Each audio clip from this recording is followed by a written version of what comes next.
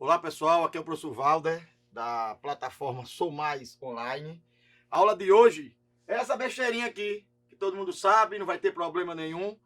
Modelos atômicos clássicos. A gente vai dividir isso aqui em 3 pedaços, tá certo? Você que vai acompanhar essas aulas a partir de hoje. Hoje é o início de tudo, é o início da porra toda. Olha, quem não gostar de porra já mande cancelar lá, mande cancelar o cartão. Que a onda vai ser essa aqui, viu? É só para quem gosta da fuleiragem. Então tá aqui, ó. Antes de tudo, isso aqui... Cadê o piso daqui? Voltei pro lado do... Meu nome, Chubeta? Do giz. Do giz. Olha. Antes de tudo, isso aqui, ó. Ninguém vai decorar a data, não. Data é negócio de doido, viu? Aqui só pra gente se situar. Isso aqui é mais ou menos 450 anos antes de Cristo. Mais ou menos, né? Um pouquinho para mais, um pouquinho para menos. Dois rapazes, filósofos. O primeiro modelo do mundo, grave isso, você lembra que é para dar pau no vestibular, não é para estar com muito bababá, não. 2 filósofos, modelo filosófico. Não acredite nos falsos profetas do vestibular, que fica dizendo, isso não cai. Meu filho, tudo cai.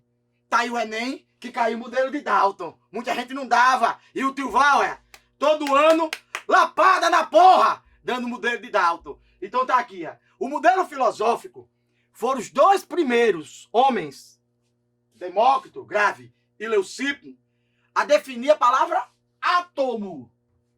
Átomo, repare.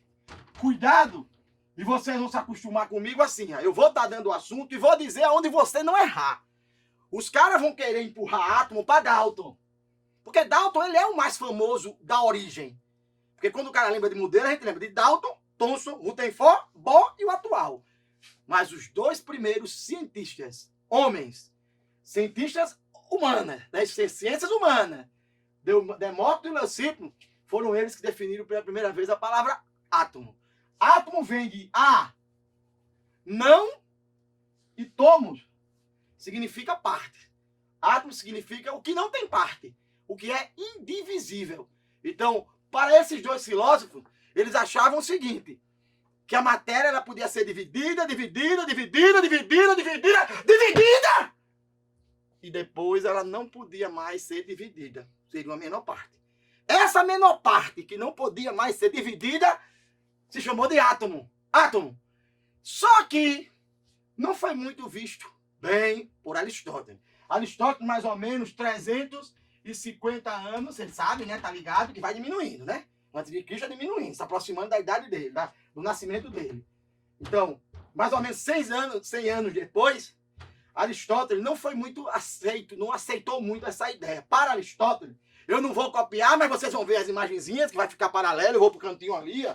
Aí vou ser diminuído, aí aqui aparece uma sacanagemzinha, vocês vão ver que Aristóteles, para ele não aceitava muito essa teoria que o átomo era a menor partícula da matéria. Para ele tratava que a matéria era formada de 4 elementos básicos. Terra, água, ar e fogo.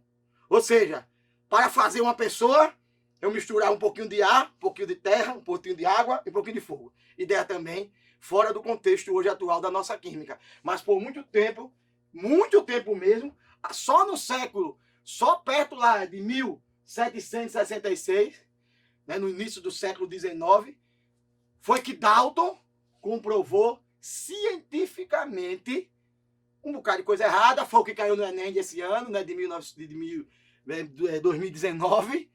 É bom deixar claro aí caiu. Nunca tinha caído no Enem, caiu esse ano Dalton, besteira. E essa aula é essa pra gente aqui, viu? A aula da gente vai ser assim. Uma aula seca, prática, que vai fazer você, que optar por assistir nossas aulas online, detonar no vestibular que você quiser. Você vai se surpreender com a dinâmica e com a quantidade de exercícios que a gente vai colocar aqui nessa plataforma. Você vai ter todo o direito de passar no curso que você quiser. Primeiro tópico dado, tá certo? Modelo filosófico. Só dando uma revisão rápida para o que deve ficar na sua mente sem muita besteira. Quem definiu primeiro a palavra átomo? Demócrito e Leucipo. O átomo seria a menor partícula da matéria. Errado. Aristóteles.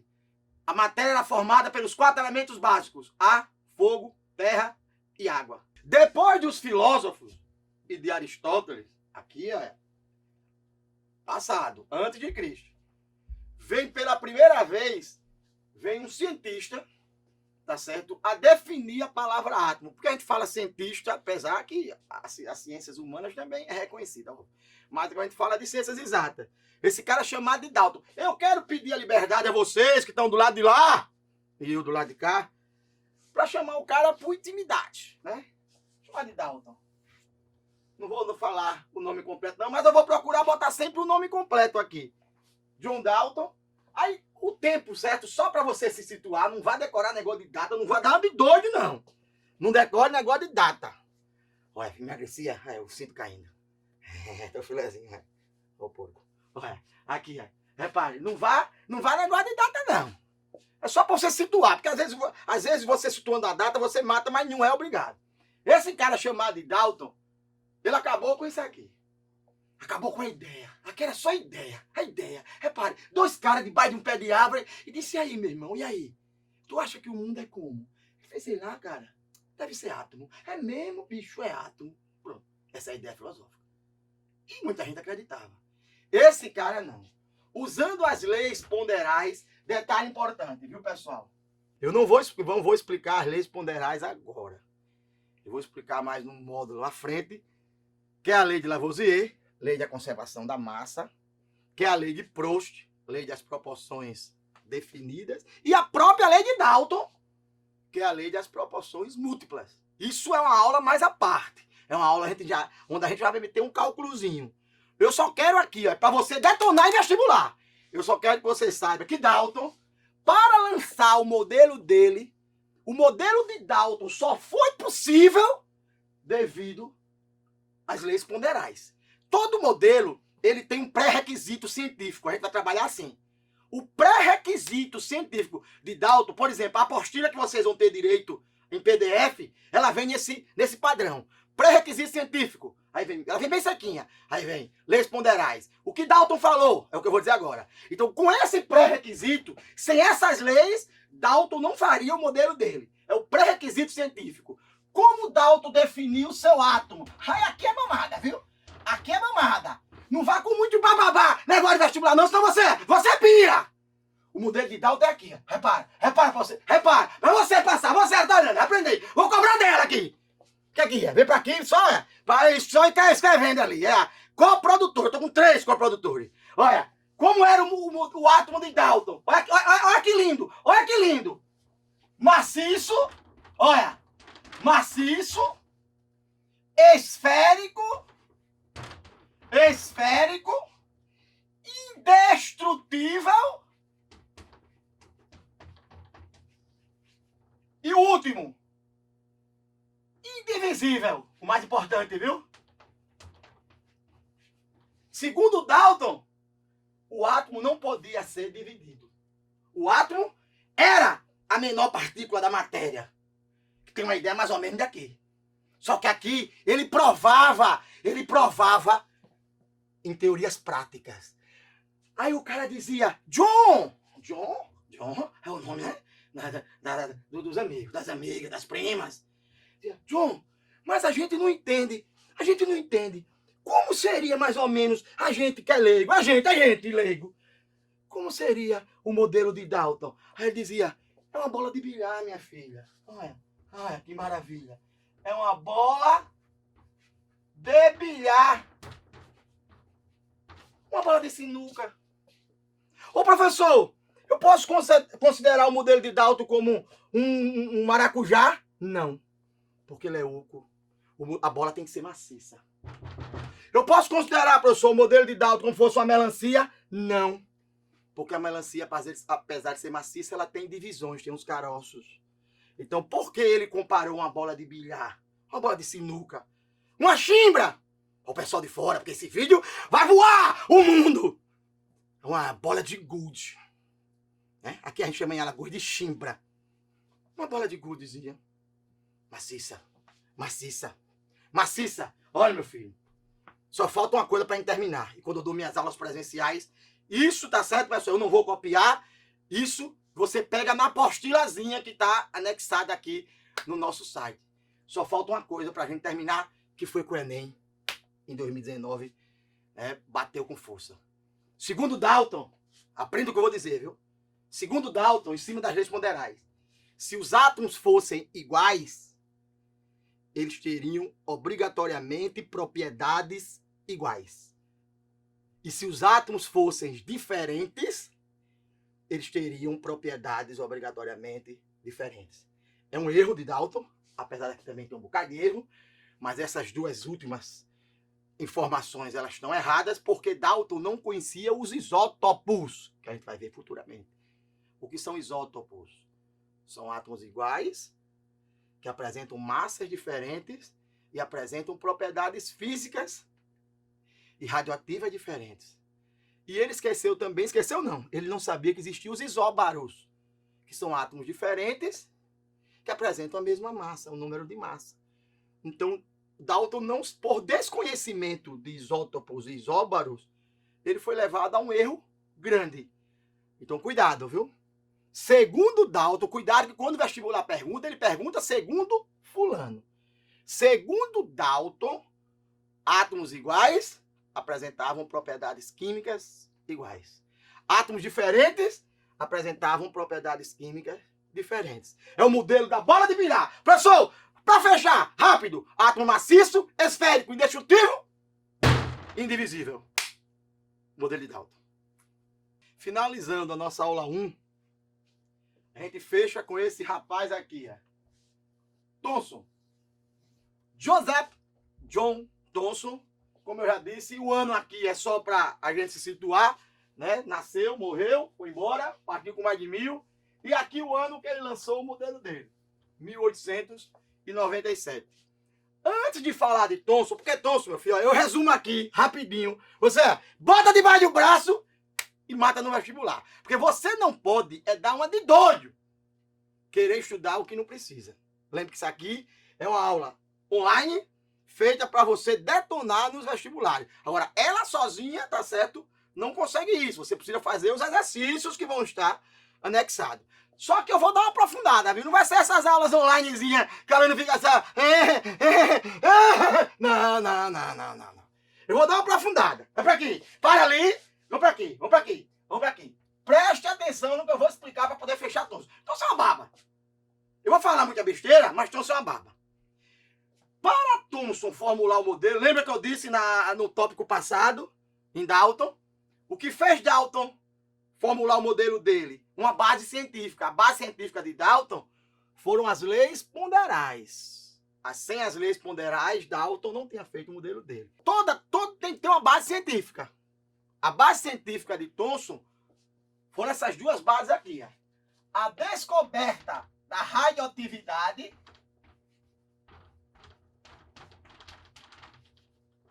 Aí, radioatividade, eu vou falar pouco aqui, porque lembre, a gente está estudando o Thomson. Porque se a gente ficar se aprofundando, ninguém passa vestibular. É por isso que a gente só tem 2.300 férias medicina em 10 anos.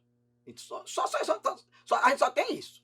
Porque a aula da gente presencial, ela é feita assim, ó. Meu filho, não adianta estar no muito bababá, não. Por exemplo, a aula hoje é Thomson. A aula hoje, Dalton. A aula hoje é filosófico. Então, radioatividade, eu só quero que você saiba. Não pense que eu estou ensinando radioatividade a você, não. Não. Eu só estou dizendo que, sem a descoberta da radioatividade, Thomson não tinha formulado o modelo dele. Além da radioatividade, o mais importante não é a radioatividade. Porque a radioatividade é importante para o modelo de Rutherford. Certo? Radiação alfa, beta, gama. E os raios X. O que é mesmo importante para Thomson, olha, são as ampolas de Crookes. Ampolas de... Vou botar de maiúsculo aqui, ó. Ampolas de Crookes. Olha, eu quero mostrar a vocês que é assim que você passa em vestibular difícil, pô. Vestibular difícil se passa assim. Porque quando os caras fogem do tradicional, eu vou dizer o que é o tradicional, é isso aqui que tá no quadro. Ele está perguntando, o modelo de Thomson estava a base, tinha como base o quê? Aí você, as ampolas de Crookes. Mas eu vou explicar a você! Que ampola é essa? É fácil. Essas ampolas de Crookes, deixa eu dar, todo mundo já viu na vida. É base a lâmpada fluorescente antiga. As antigas. Não é de LED, não. É base aqueles tubos de TV antigo. Aqueles tubos de TV antigo. Não sei se você já viu aqueles tubos de TV antigo. Às vezes, eu tinha uma dessa em casa, quando eu era adolescente, que a gente queria começar a assistir a novela de 8 horas, a gente ligava a TV de 4 horas da tarde. Aí começava uma luzinha surgir. Isso quando ela ia ficando velha, né? Mas a gente só comprava TV de segunda mão, aí em casa só tinha dessa. Aí aparecendo a cara de Tony Ramos pela metade, e depois de um bom tempo, é que a TV preenchia. Sabe por quê? Eu vou mostrar por quê. Um cara chamado de Crookes, ele fez uma ampola. Uma ampola, é um vidro. Aqui dentro ele botou um gás rarefeito. Gás rarefeito, você sabe, é um gás a baixa pressão. Nesse lado aqui, preste atenção, viu? É o lado negativo da ampola, que a gente chama de cátodo. Vai gravando nisso aí. É o cátodo. E aqui é o lado positivo, que a gente chama de ânodo. O que foi que Crookes fez? Aqui ela fazia uma brecha e colocava uma bomba de vácuo. Para fazer o vácuo, ficar puxando. Para que essa pressão ficasse, porque quanto mais saísse o gás, menor é a pressão, né? Rarefeito quer dizer a baixa pressão. O que foi que Crookes observou? Que surgiu uma luminosidade aqui, em direção... Eu estou fazendo ao vivo, né? Por isso que eu não fiz esse desenho antes. E nem quero mostrar ele no desenho já feito. Eu quero que você sinta. Crookes observou uma luminosidade no cátodo que vinha para o ânodo. Essa luminosidade que se propaga em linha reta, Crookes chamou de raios catódicos. Por que raios catódicos? Porque surge no cátodo. Qual a carga dos raios catódicos? Negativo. Então vamos botar isso lá? Olha, importante. Sem os raios catódicos,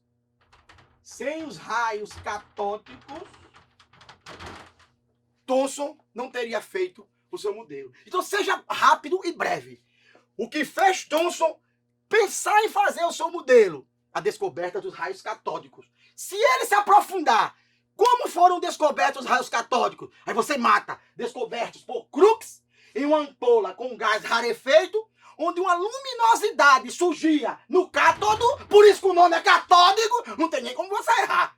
É como ser Ana e você chamar de Pedro. Não, porra, Ana. Ana tem que chamar de Aninha. Anona. E não de Pedro, porra. Então, raios catódicos. Cátodo. Olha, catódico. Aí, meu filho. Aí fica difícil. Não pode, tá errando isso aí. Não pode. Então, matou? Ah, professor, eu queria um aprofundamento aqui. Precisa não. Não precisa não. Tá bom? Ótimo. Palmas para você. Matou? Vamos pra cá. Aí você mata. O que é baseado no modelo de Thomson? Através das descobertas de raios catódicos. Olha o que foi que Thomson fez, viu? Olha o que foi que Thomson fez. Ele pegou, dividiu a carga pela massa desses raios catódicos. Toda vez que... Olha, eu vou lhe dizer como foi que Thomson fez a previsão do elétron. Ele dividiu a carga pela massa dos raios catódicos. Toda vez que ele dividia a carga pela massa dos raios catódicos, esse valor dava sempre um valor igual. Então Thomson percebeu que os raios catódicos, dividindo a carga pela massa, existia uma unidade elementar nesses raios. Porque toda vez que ele dividia uma carga grande pela essa massa respectiva, o valor era sempre o mesmo da divisão. Então Thomson pensou, existe uma unidade elementar nos raios catódicos. Os raios catódicos não são formados por elementos diferentes. Os raios catódicos são formados pelo mesmo elemento. Esse elemento que eu estou chamando aqui de X, Thomson chamou de elétron. Então, é atribuído a Thomson. Grave isso aí. Aqui, ó, vivo é assim. Eu quero que deixe aí, eu quero que deixe. Apague não, adite não. Olha, ao vivo é assim. É atribuído a Thomson a descoberta do elétron.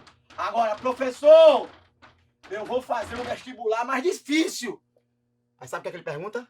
Como ele descobriu? Aí você diz, dividindo a carga pela massa dos raios catódicos. Vai-se embora. Olha, você é o mestre do saber. Olha, eu quero que você saiba essa oscilação. Vestibular normal. Professor, o que é que você encara vestibular normal? Enem. Enem. Vestibular mais difícil. A FUVEST. A UPE. Aí os caras saem perguntando. Como foi que Thomson descobriu os elétrons? Aí você responde. Dividindo a carga pela massa dos raios catódicos. Agora lembre, quem descobriu os raios catódicos foi um cara chamado Crookes, fazendo aquele experimento que eu apaguei agora, conhecido como ampola de Crookes. E para a gente finalizar, eu quero que você aprenda assim. Os raios catódicos foram descobertos.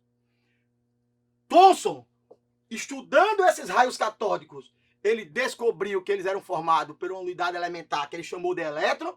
Tanto que Thomson é conhecido como o pai de elétron. Tem alguns vídeos na internet, o Thomson com o elétronzinho. E o elétronzinho com a porra chupando o dedo. Então não esqueça, Thomson é conhecido como o pai do elétron. O pai do elétron. Finalizando, qual é o modelo de Thomson? Tá no quadro. Átomo é uma esfera não maciça, incrustada de elétron, você já sabe. Matou, viu? Falou de Thomson, lembra do elétron? Esfera positiva e o átomo neutro. Agora uma coisa importante. Aqui vai ser assim, ó. Aqui eu não só vou dar aula, não. Eu vou dizer onde é que você pode errar no vestibular. Sabe onde é que você pode errar no vestibular? Os caras vão querer empurrar para você dizer que Thomson não sabia que existia positivo. Ele sabia. Sabe por quê? A partir do momento que Thomson provava que sua esfera era neutra, seu átomo era neutro, e ele sabia quem era o negativo, então Thomson sabia que existia o positivo. Ele só não sabia provar quem era. Esses positivos, futuramente, vamos ver que são os raios canais, que vai entrar no modelo de Rutherford, que são os prótons, mas por enquanto nada.